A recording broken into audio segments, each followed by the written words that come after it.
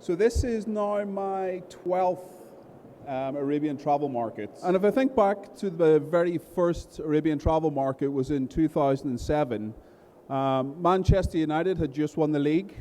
Woohoo! Remember those days? Rihanna was number one with a song about umbrellas.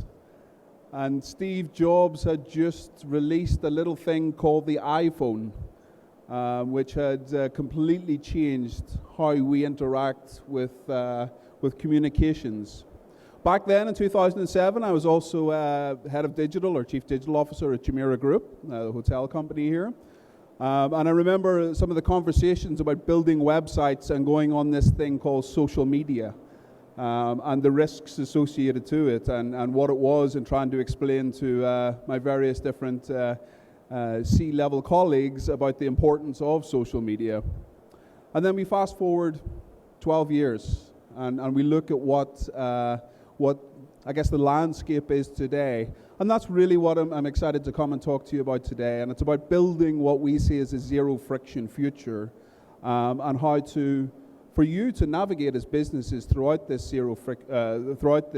tech landscape for a zero friction future. So what I'm going to do is I'm going to spend about 30 minutes on the talk, the conversation. I'm going to open up to questions, so please feel free to build up and save your questions right to the end, and then I'll absolutely take as many questions as possible. I've tried to keep this as cutting across as much of the travel industry as possible, so I'm probably not going to go too deeply into any vertical specifically, but please, again, have those questions ready towards the end, and we can answer many of them. We've also got a number of Facebook colleagues here today, so I can point them out and they can help you out as well. But let's put it into a bit of context and let's kick off with the video.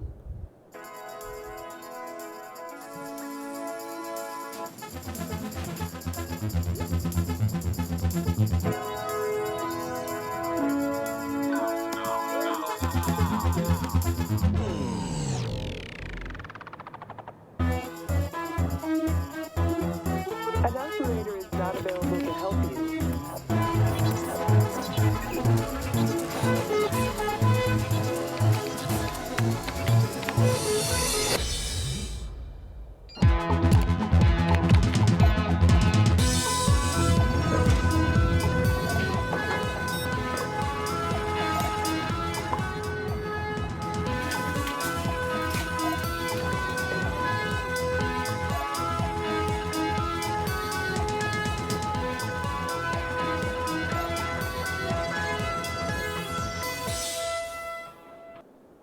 So one of the things that we absolutely know is that in this age right now, there is an expectation for instant gratification.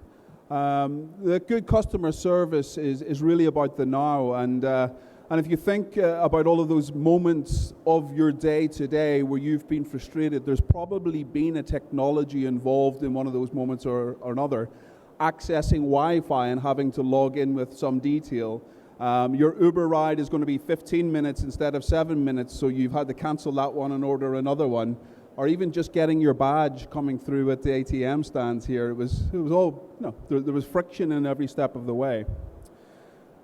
But customer expectations are through the roof. And their expectations are that you will remove friction from your service. And if you don't, others will do it for you. So when we look at what separates the good ideas from the ones that have failed, there's a few key traits within these. And with every increasing customer expectation, there's a separation between what is a good idea and what is an average idea, and generally the average ideas are the ones that are forgotten. And if we think about these key traits across different industries, these companies have not necessarily created anything absolutely new. They've just done things very, very well, and they've removed friction by focusing on things which others have friction in. And Uber was not the first company ever to do taxi rides, but what they did was very smart, is that they focused on what was the frustrating points of waiting for taxis, phoning up the night before, or Airbnb. They were not the first company to do self-catering by any means, shape or form. But what they've certainly done is save people time, build trust and confidence in the ability to show up at somebody else's apartment and rent it for the week. And we know that travel is complex. Not just complex, it's seriously complex. Distribution management and distribution conversations within the organizations that we all work for are complex in their own right, but from a consumer standpoint, and you putting yourself in the consumer's shoes as you do every single day when you decide to book, you have hundreds, if not hundreds of thousands of choices every single time you go to make a reservation on travel or go on a holiday. A little bit of a story, I'm now 5 years at Facebook, and quite luckily at 5 years I get to take what we call a recharge as a company. It means I get 1 month off on top of my holidays, and it's an opportunity for us to effectively recharge and feel good about ourselves, come back remotivated or fully motivated and recharged. So I'm planning to go around the world right now. And for a bit of context, 20 years ago I worked as a travel agent. My job 20 years ago was with STA Travel, if those that remember STA Travel, student travel company. And I was there to organize round-the-world trips on Great Escapades, One World Travelers, etc. So I know the systems exceptionally well. I have to tell you, 20 years later, it's more complex than it was to book a round-the-world trip than it was 20 years ago. 20 years ago, I would rock up to a travel agent and walk in through the door, and somebody would take care of all the various different inquiries that I had. Now, if I go online, because of the various different GDS complications and which offers are available, and if you go to the various websites, it's very difficult to get a proper round-the-world trip booked. And then you've got the accommodation on top of that, and you've got the sightseeing, etc., etc. So while our choices have expanded exponentially in travel, and I mean properly exponentially, we have so much choice that we've never had before right in our hands, literally in our hands, our ability to book it has not kept pace. And this is why tech companies, and there's quite a few OTAs in the room today, and metasearch sites have gained so much ground from direct supply, simply because they are tech companies first. They focus on technology problems. They remove any of the challenges that consumers might have without thinking about the bigger ships of, need to open a new hotel or need to get another airline, another flight up and running. So the travel to purchase is complex, and ultimately what we also know is when people make up their minds is that they want it now. And it's going to be absolutely no surprise that the one thing that people hate more than anything else is friction. And people will move when friction does exist. They will move simply to another operator, another provider, when friction is standing in their way. And that friction could be simply your website takes longer to load, or your form is too complex to fill in. And I would say arguably that friction is your single biggest threat to your organization if you're selling direct to consumers today. What is really interesting is actually the numbers that sit behind this. So somebody's making where others are losing. And what we do know, and we've got loads of different, and you can access many of these different points yourselves, but 40% of website visitors in the Europe, Middle East, and Africa, 40% will leave their experience within 3 seconds if your site is not loading. That's an 86 billion euro opportunity which is effectively lost or moved on to somewhere else.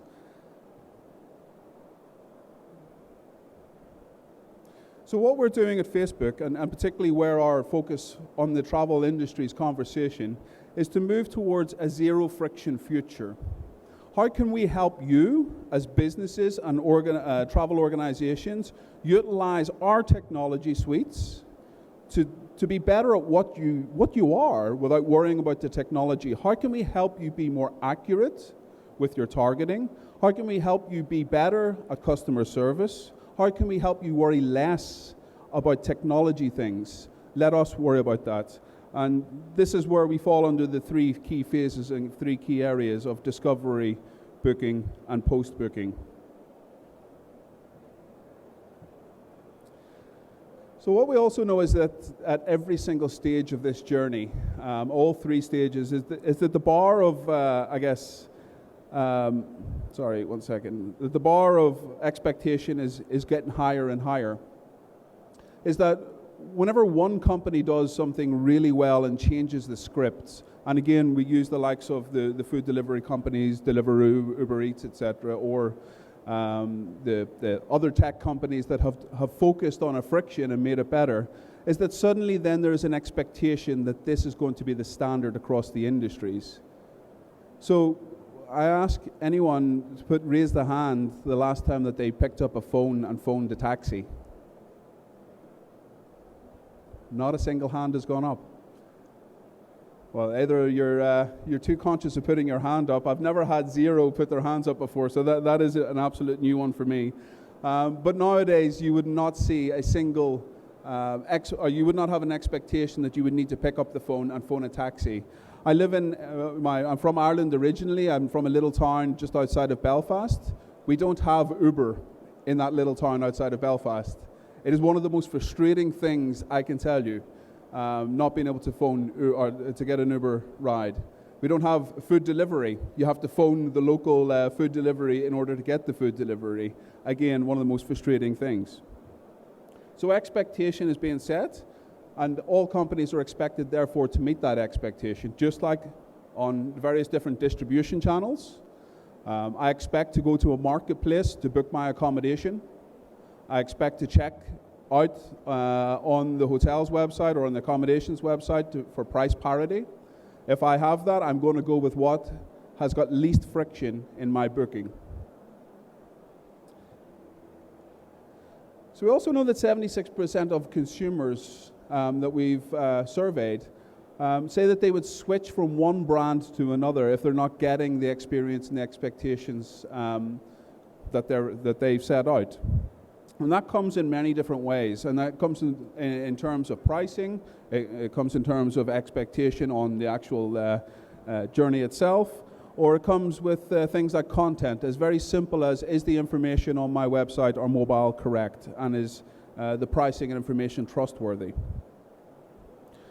And some of these areas, as we talked, have talked about, we all experience ourselves. So some people will accept friction, and generally what we know is that many people will not accept friction and move to the competitor companies that exist in that space. And we help everyone in these areas and many other areas, remove the friction from their journeys. And one of the ways that we do this is certainly in the discovery phase, is through the advertising capabilities. And 95% of Facebook's revenue is from advertising, and it's a core focus of ours. And the discovery is one of the areas that we are super strong in. So we have various different formats that help brands and partners do this, from videos, stories, and also augmented reality and virtual reality. 50% of people that report imagery on Instagram is a clinching factor in deciding where they're going to go. And 48% use Instagram as a research tool on that journey of making the final decision and booking. However, what's also been a real focus over the last 2 years of Facebook has been the technology integration into your systems, whether it be on your own inventory system, if you in-house manage it, or on the GDSs that you have, is the ability to book directly into your system. So we know that the message is going to the right person at the right time, and it's also dependent on your availability. For us, it's about becoming a cost of sale rather than a marketing cost. We move from being just purely discovery, coming across by accident on Facebook news feeds, to actually being built on a real strong algorithm of intent. And those intent signals come from hundreds of thousands of different sources to tell us that this person, Terry, for example, is interested in traveling to New York on the 4th of July.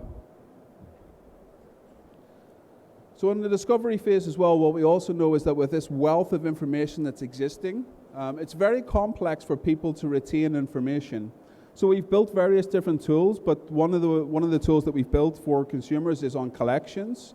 So people can tag and build into an agenda, if you will, their own brochure, their own catalog, all of the things that they're interested in. And this helps people to define the journeys that they see that other people are influencing, and helps us to get better and more accurate advertising for you as travel brands to reach consumers.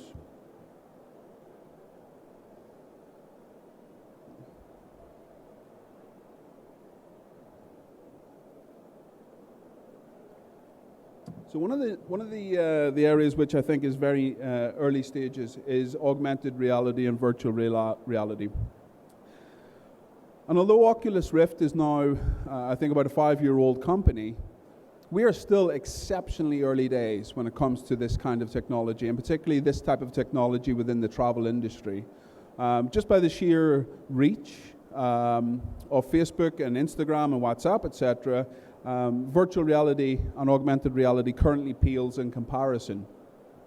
But what we do know is that people are interested, and people will utilize the technology in various different ways, but in the travel industry, what we know is that people want to use this technology in order to help them make better decisions. Not just obviously the travel industry, but many other industries as well. So people do see this as being a big core component of the future of travel.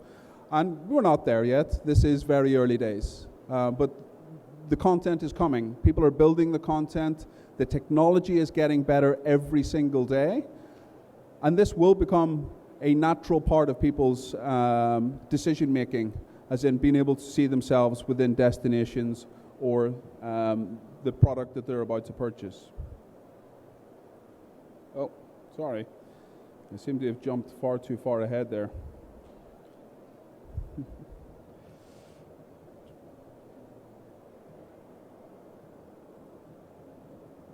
You're getting a glimpse of everything that's about to come.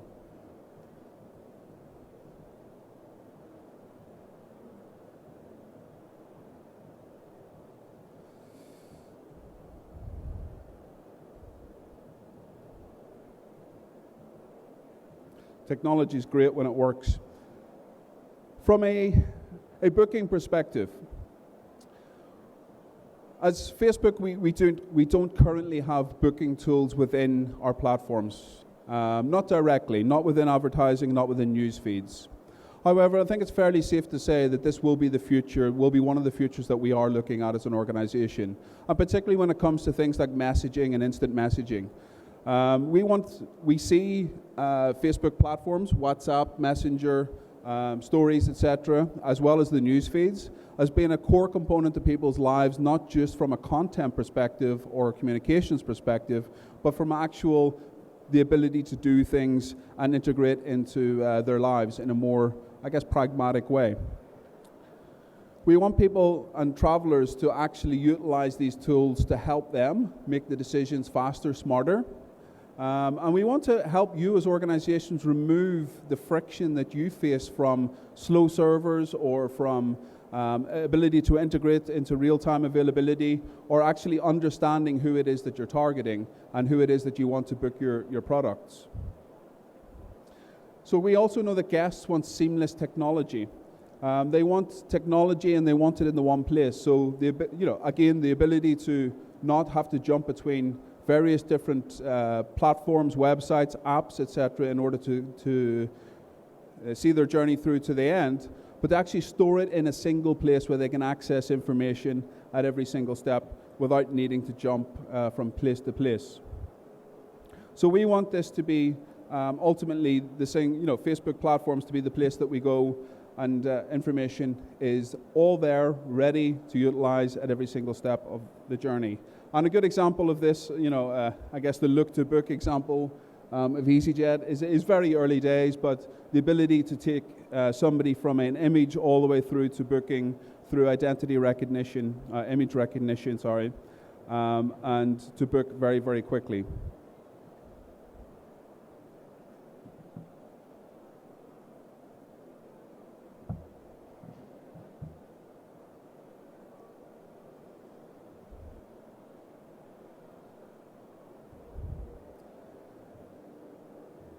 Airbnb are a great example of how to utilize our tools and integrating into their availability. So they've run a great campaign with us called Look to Book.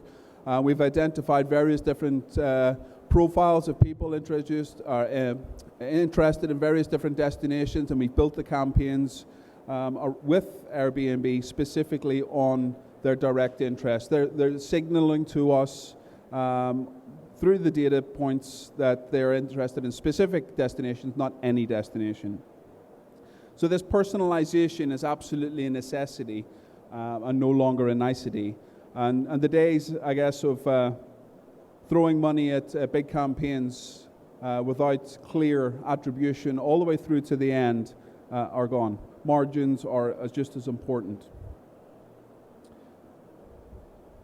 So from a post-booking perspective, one of the strengths of where I guess the future will be for Facebook platforms is the ability to maintain a communication throughout the journey with your travelers, with your customers.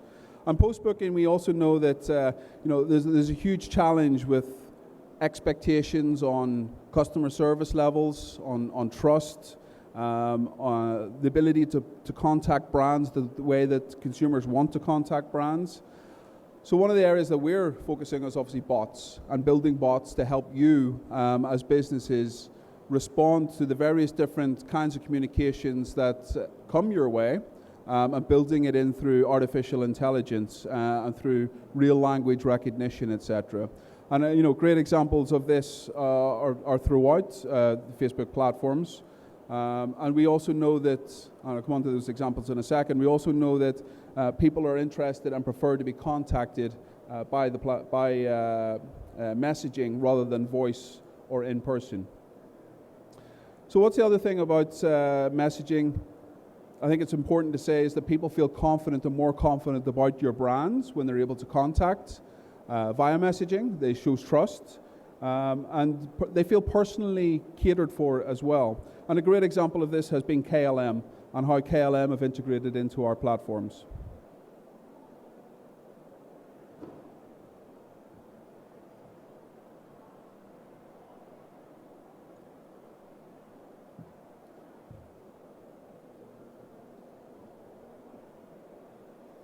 So all aspects of the journey can be managed through Messenger. You can get your boarding pass, you can change your flights, you can upgrade, etc. You can book ancillary products for your revenues.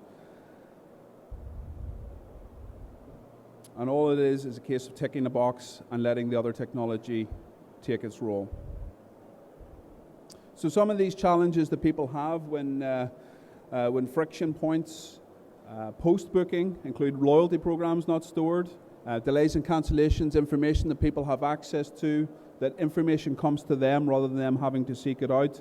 Simple things like gate changes on airlines can all be managed through the artificial intelligence, through the programming on Messenger.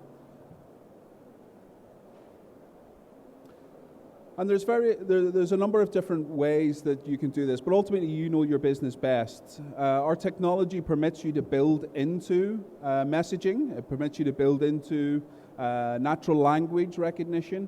It permits you to do a number of things, and ultimately makes it more personal to your organization or your travel brand. But as I guess a bit of types of engagement that people are seeking, whether it be flights or accommodation, there's some very clear and simple signals that people are interested in. And as mentioned, whether it be upselling ancillary products or whether it be actually sending information on gate changes, etc., it's super important to the individual and to be in a place where they trust and know.